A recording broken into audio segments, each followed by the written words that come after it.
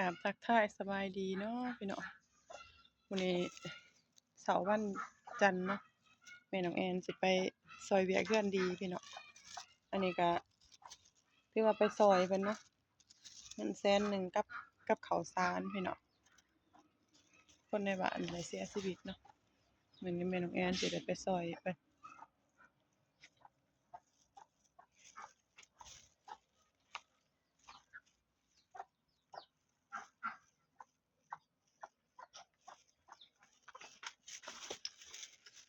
ยังถาหมู่อยู่เนาะพี่น้องตอนนี้ก็ได้